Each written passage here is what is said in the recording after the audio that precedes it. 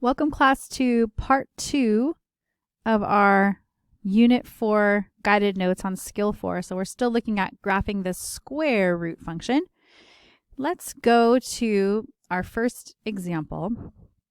So we sketched these graphs in the last video, and in this video we're going to take a look at answering all these questions: domain, range, x-intercept, y-intercept, increasing interval, decreasing interval, etc.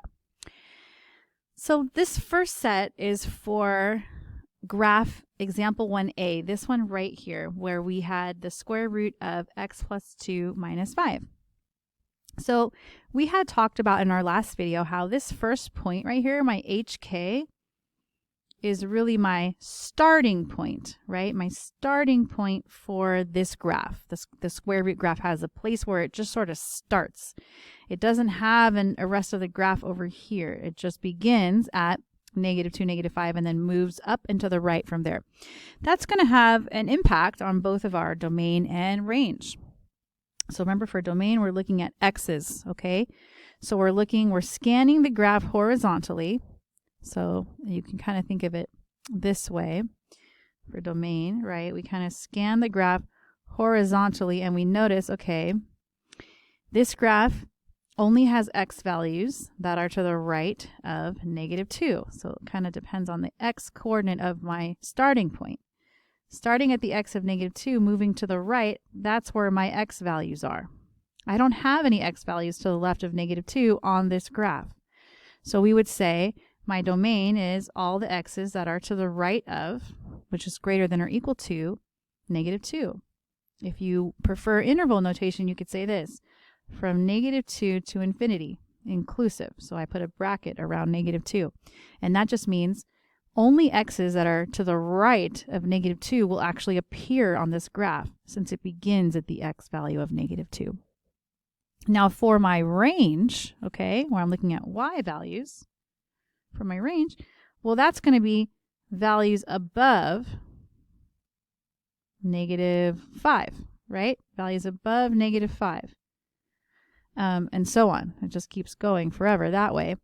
Because if you look at the graph, it's going up, right? Up from that y value of -5. The y value of -5 was sort of a starting, right? Starting value for my range. And then the rest of the range values, this one, this one, this one, are all higher than that, right? They're all higher than -5. They're going up, up, up, and they're going to continue to go up. And so we would say that the range is going to be greater than or equal to -5. Or you could say from -5, it will then go to infinity, inclusive. So I'm going to keep a bracket around -5. Okay? I'll take all this off so it doesn't clutter up our graph. Okay. So for the x-intercept, I basically need to plug in 0 for y and solve for x. Solve for x. I'm going to do the work for that up here so that I have enough space to do that. So I'm going to plug in 0 in place of y, and y was equal to the square root of x plus 2 minus 5. From there, my goal will be to solve for x, right, which is to isolate x, get it by itself. There's all these things around it. I want to get rid of them. So the first thing I'm going to do is add 5 to both sides to get rid of the -5. Okay? So then I have 5 is equal to the square root of x plus 2. Then I'm going to undo the square root by squaring, because we looked earlier at how the square function and the square root function are inverses of each other. They basically cancel each other out. They undo each other. And so 5 squared would be 25, and then the square root squared goes away. You're just left with what was inside, the x plus 2. And then from there, I just have to subtract 2, and then x will be completely by itself. So then I can see, okay, x must have been 23, right? The x-intercept would be 23, 0. And then you can check. If I plug 23 in for x, right? Right in here. I plug 23 in. 23 plus 2 would be 25, right? And the square root of 25 would be 5, and then 5 minus 5 would be 0. So it works. The x-intercept is 23. But basically, plug in 0 for y, do all the inverse operations, right, to solve for x. Get x alone, isolate x. Y-intercept is always a little easier because you just have to plug in 0 for x, and y is already solved for, so then you just evaluate.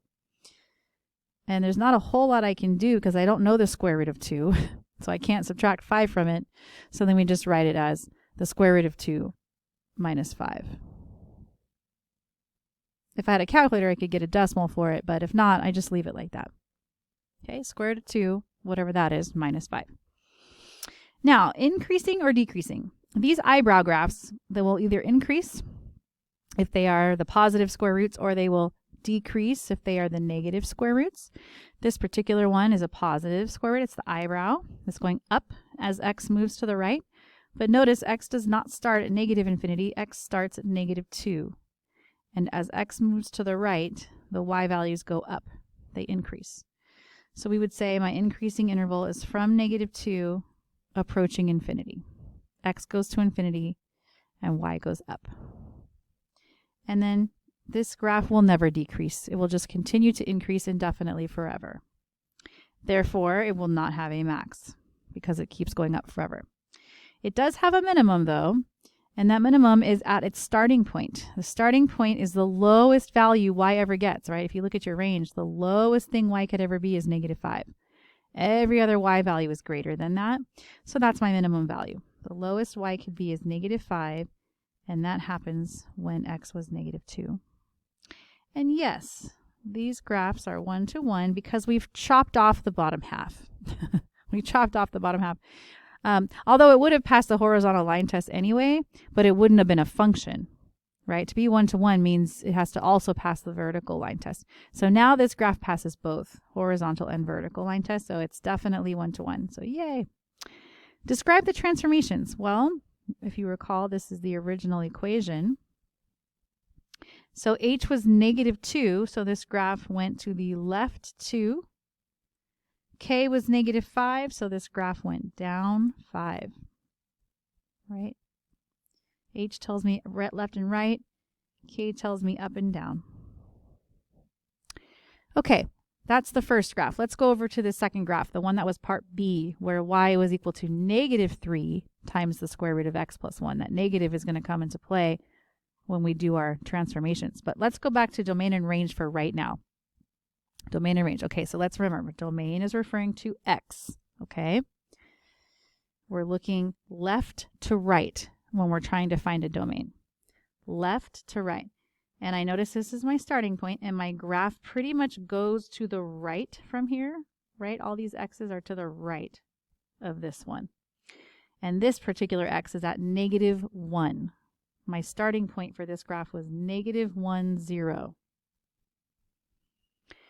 So my domain will be x's that are greater than or equal to negative 1. My graph is going to the right from the starting point. So x is greater than or equal to this starting x right here.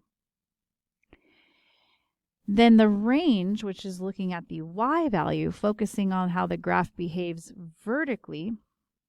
So same point, but it's going down from there, right? These points are all lower than the starting point. So my y value, and they're going to continue to go lower. So my range is going to be values for y that are less than or equal to 0, because this starting y value up here was 0 at this initial point here. And so that's my domain and range. You could also write the domain this way, negative 1 comma infinity, because it's greater than or equal to negative 1.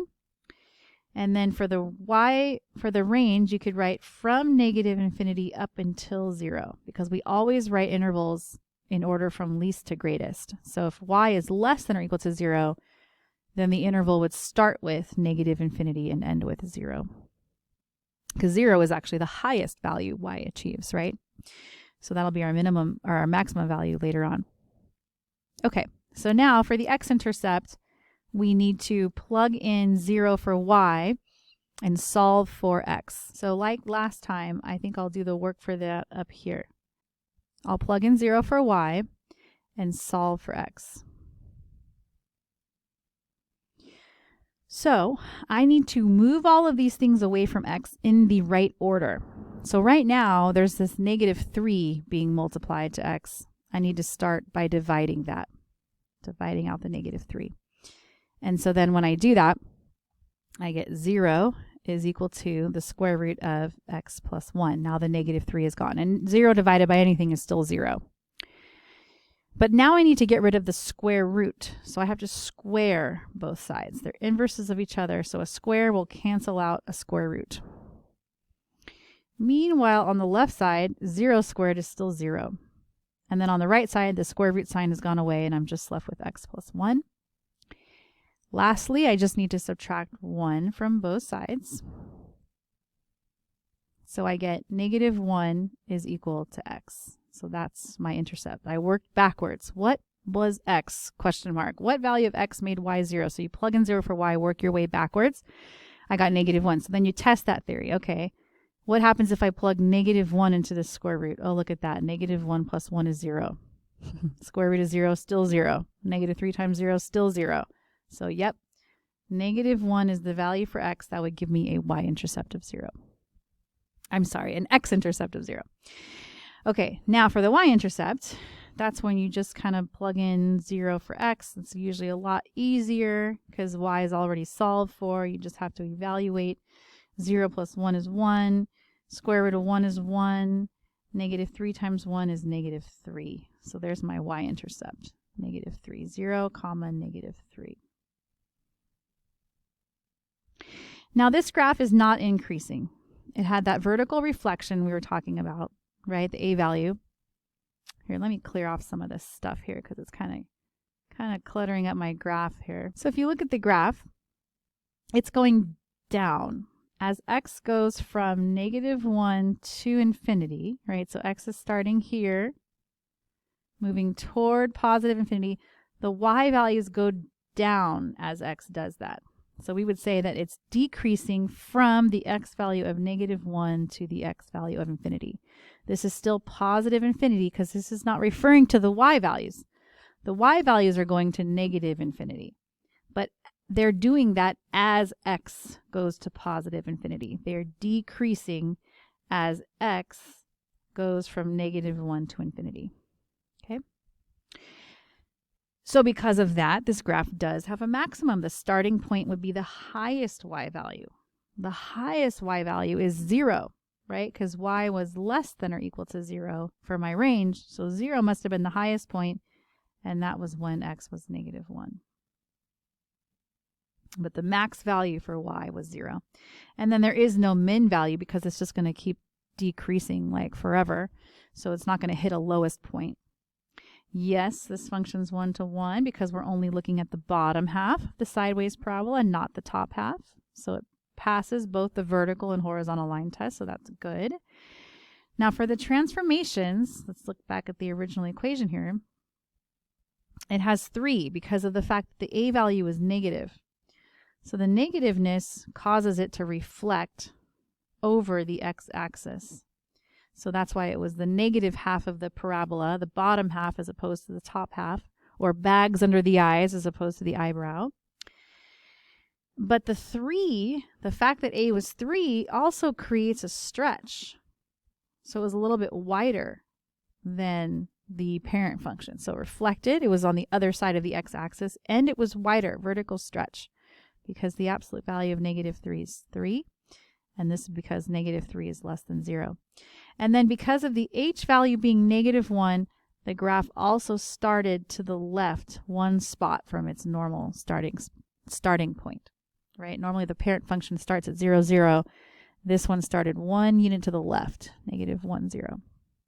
So now that you've seen me walk through some, I want you to try the u-tries on the back and see if you can get those answers. Pause your video here and come back and see if you got them. Okay, welcome back. So let's take a look at your defining characteristics, see what you did. So for u-try A, you should have a domain of x's that are greater than or equal to 3, or you could write that as bracket 3 to infinity. For your range, you should have y values greater than or equal to -4, or you could write that as bracket -4 to infinity. Your x-intercept should be hitting at 7, 0. That's what you get if you plug in 0 for y and solve. I get x is 7. The y-intercept does not exist because if I plug in 0 for x, I end up with a negative under the square root, which is imaginary. But we are only looking for, when we're talking about intercepts, it has to show up on the graph. It has to hit the y-axis on the graph, and it doesn't.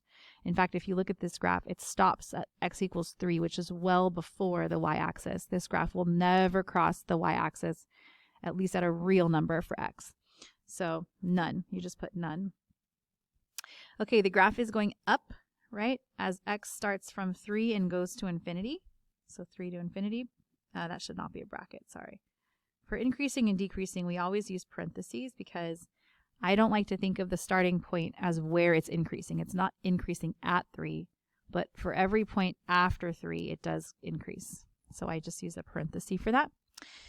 It's not decreasing at all, so that's not applicable. It doesn't have a maximum. It does have a minimum value. The lowest y value, the lowest y can go is -4, right? It's the lowest point. So that's y equals -4, and that happens when x is 3. And then, yep, it's 1 to 1. And for the transformations, it's stretched by 2, vertical stretch by 2, went to the right 3, and down 4. For the second graph, the domain would be x's that are greater than or equal to 0, or you could say from 0 to infinity with the bracket. The range would be all the y values less than 2. So you can say from -infinity to 2 with the bracket. For the x-intercept, you get 4, or should get 4, 0 when you plug in 0 for y and solve for x. Turns into 4. For the y-intercept, when I plug in 0 for x, I square rooted that, got 0, and then 2 minus 0 is 2, so the y-intercept is 2. Of course, both of these we could see on the graph to confirm. Then the graph is decreasing. It had that vertical reflection, so it's decreasing. So NA for increasing, and then it decreases over its whole domain, right? 0 to infinity. So then it hits a max, or actually it started at a max. The place where it started was the maximum point. So the highest y value is 2 when x is 0, and then there's no minimum. And yes, it's 1 to 1. The transformations are only 2. It had a vertical reflection because a was negative, and it went up 2 because k equaled 2. So that is how you find all of these things for square root functions, and we'll do some practice in class tomorrow, and I'll see you then.